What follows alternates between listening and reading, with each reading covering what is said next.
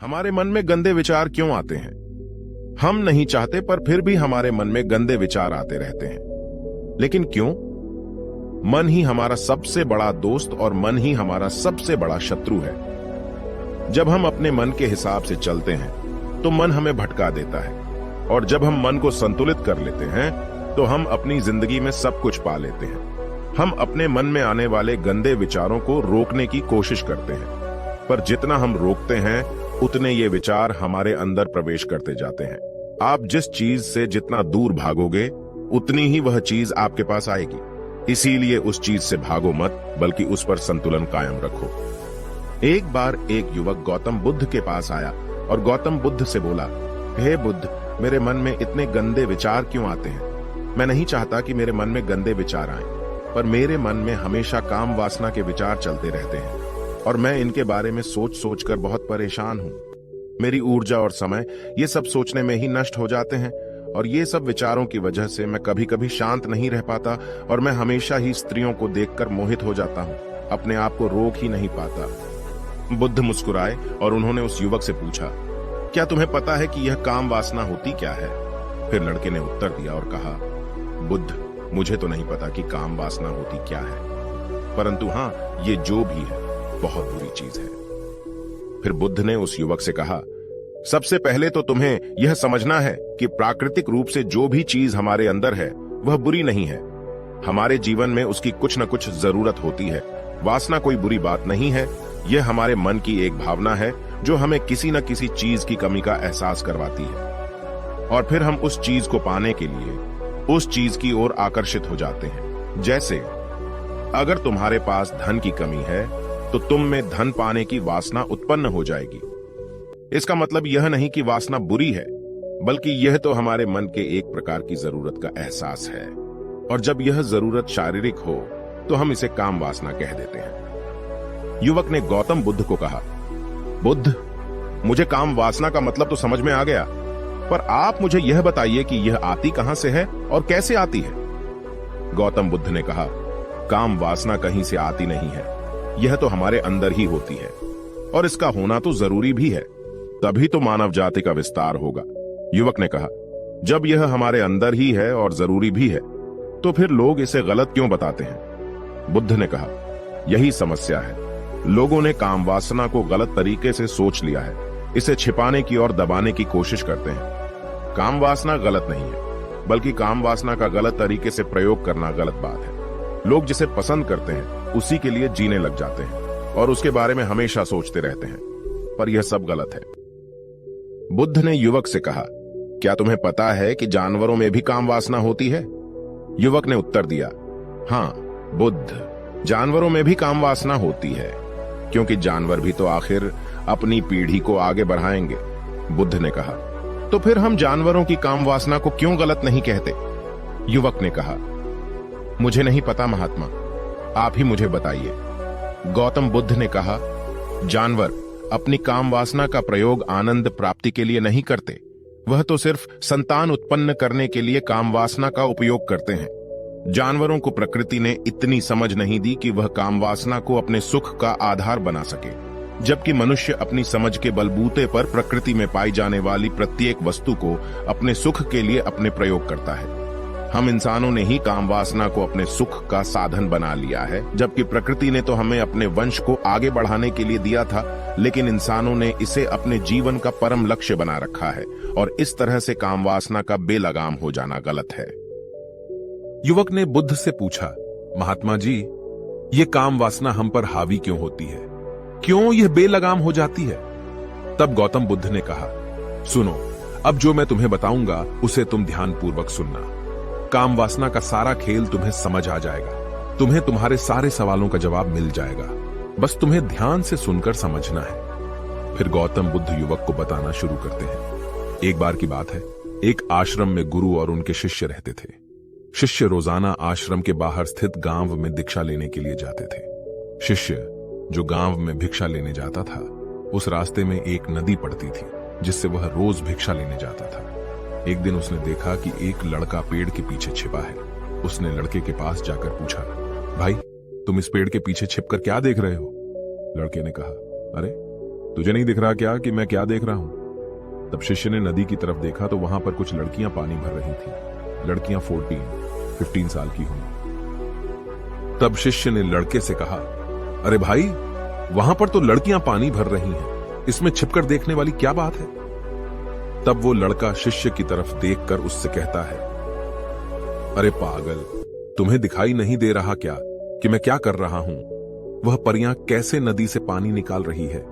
जरा उनकी अदाओं को देखो, उनके कोमल शरीर को देखो, उनकी पतली कमर मटके को उठाते समय कैसे बल खाती है, और उनके बाल उनकी कमर पर कैसे लहरा रहे हैं, मानो सुंदरता बिखरी पड़ी। शिष्य फिर नदी की तरफ देखता है और इस बार वह देखता ही चला गया। अभी तक तो उसे कुछ भी नजर नहीं आ रहा था और वह बिल्कुल निर्भय था।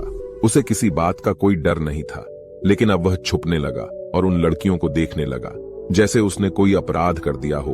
और जब वो छुपकर उन लड़कियों को देख रहा था तभी वो अंदर से कांप गया और उसने कहा कि यह मैं क्या कर रहा हूं?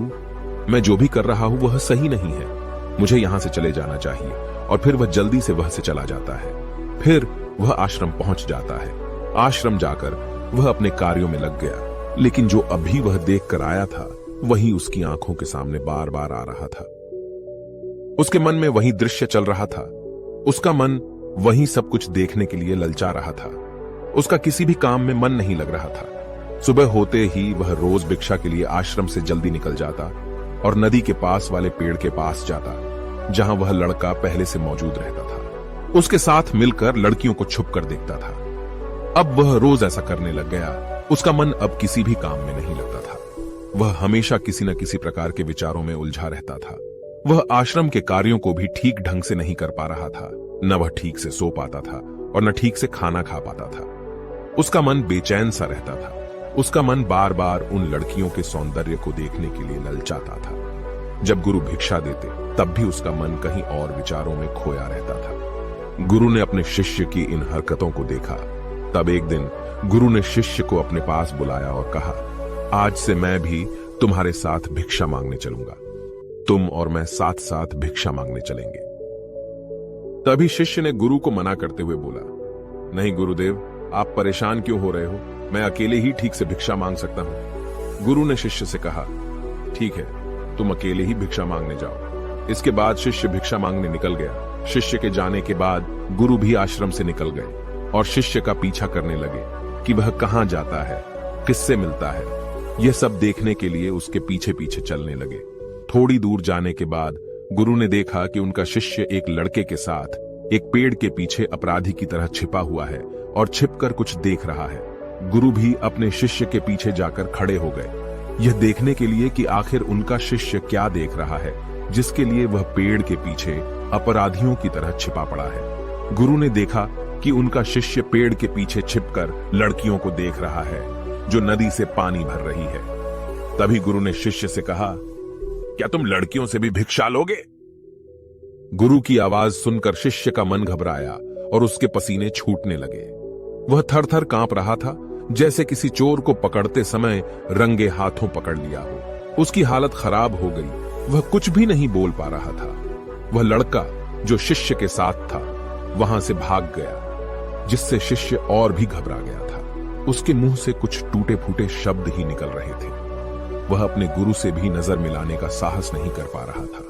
गुरु ने शिष्य की ओर देखा और कहा, मेरा शिष्य तो निर्भय है, उसे तो किसी भी चीज का डर नहीं है, लेकिन ये क्या, तुम तो डर के मारे कांप रहे हो। शिष्य ने गुरु से कहा, मुझे माफ कर दो, इसमें मेरा कोई दोष नहीं है। उस लड़के ने मुझे बहका दिया था, लेकिन मैं आपसे वादा करता हूं कि आज के बाद मैं कभी दोबारा ऐसा नहीं करूंगा। मुझे माफ कर दो। गुरुदेव ने कहा कि कोई बात नहीं, पर इस बात का तुम ध्यान रखो कि हम जैसी संगति करते हैं वैसा ही फल हमें प्राप्त होता है। हम जैसे संगति करते हैं उनके विचार हमारे अंदर प्रवेश करते हैं। इसीलिए अच्छी संगति करो ताकि तुम्हारे अंदर अच्छे विचार प्रवेश करें। फिर गुरु और शिष्य आश्रम लौट आए और फिर से आश्रम के कार्यों पर ध्यान देने लगे।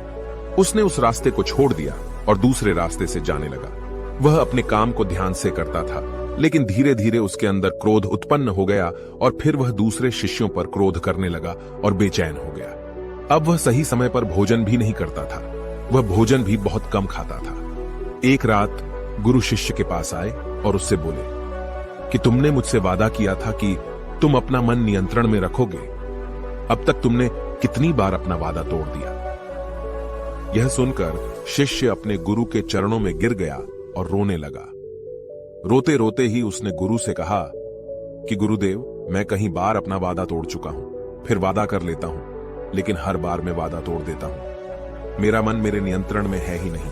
मैं बहुत कोशिश करता हूं कि मैं अपने मन से सारे बुरे विचारों को निकाल दूं, लेकिन मैं चाहकर भी ऐसा नहीं कर पा रहा हूं। फिर गुरु ने शिष्य को कहा, चलो मेरे साथ। गुरु शिष्य को आश्रम के बगीचे में लेकर गए और शिष्य से कहा, देखो यहां पर कुछ नालियां बनी हुई है जिससे नदी का पानी इन पौधों तक आ रहा है, और यह पानी निरंतर भाव से बह रहा है।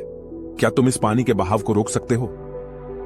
शिष्य ने कहा, हां गुरुदेव, मैं इस बहाव को रोक सकता हूं। फिर शिष्य ने मिट्टी उठाकर उस नाली के छोर पर डाल दी। वह पानी थोड़ी देर के लिए रुक गया और फिर थोड़ी देर बाद उस रेत के ऊपर से पानी आया। गुरु ने शिष्य से कहा, अरे ये क्या, ये पानी तो रुका ही नहीं। फिर से उसने कुछ कंकर पत्थर उठाकर उसे नाली में डाल दी और फिर थोड़ी देर के लिए पानी रुक गया, लेकिन फिर थोड़ी देर बाद ही उन कंकर पत्थरों के ऊपर से पानी निकल आया। गुरु ने कहा, शिष्य ये क्या हुआ?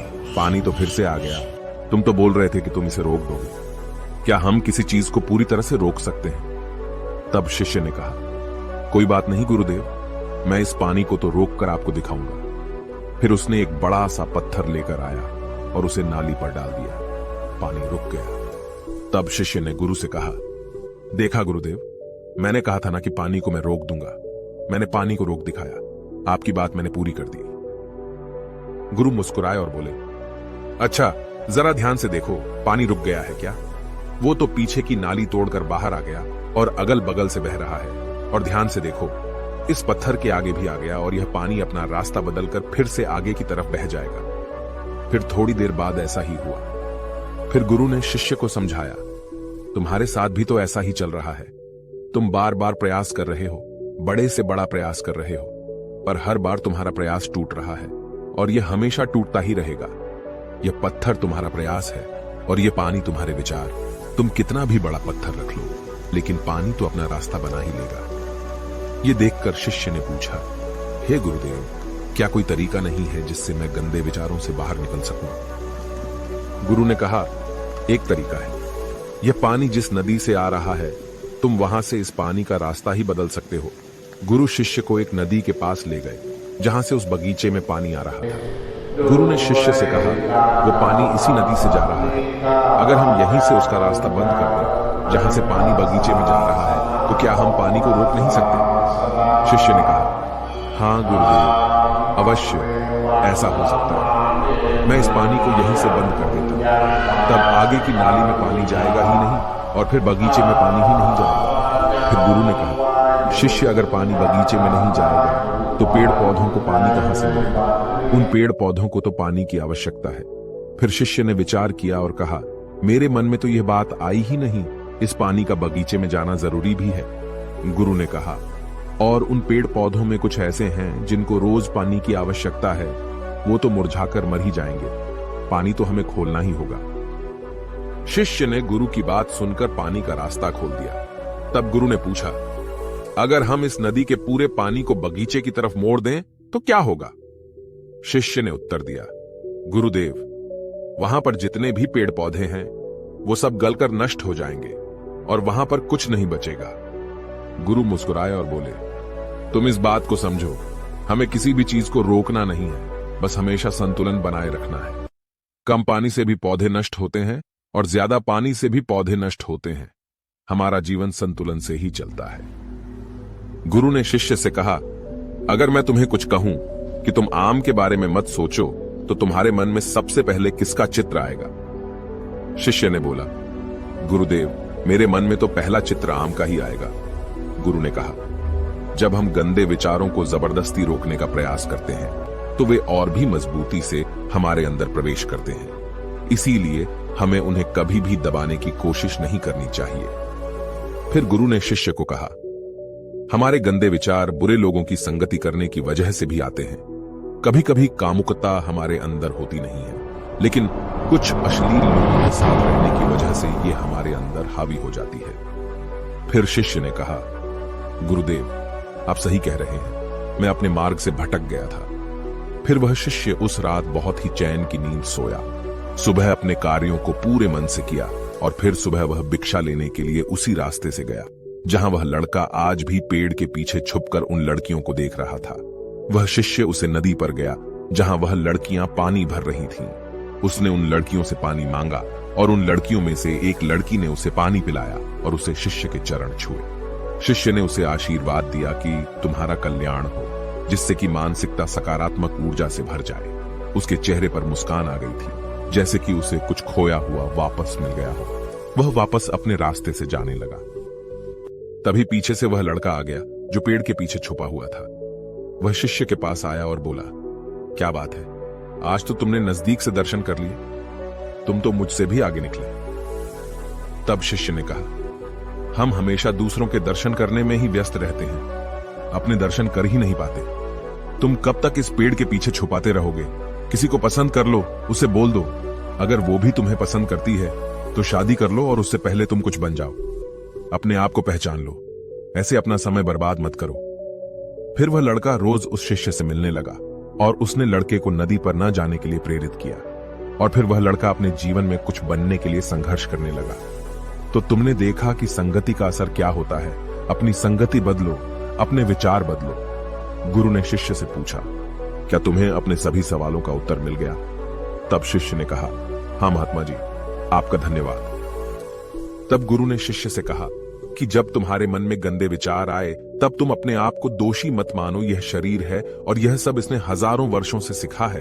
एक केवल तुम्हारे सोच लेने से या शपथ लेने से यह टूटने वाला है नहीं, लेकिन तुम्हारे पास वो शक्ति है, वो ऊर्जा है जिसका तुम्हें संतुलन उपयोग करना है। तुम एक जीवित ऊर्जा हो जो कुछ भी अनुभव करने के लिए स्वतंत्र है।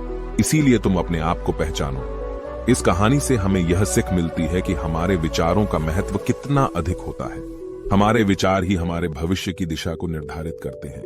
हमें सकारात्मक विचारों को अपने मन में पूरी शक्ति के साथ अपनाना चाहिए ताकि हम सही दिशा में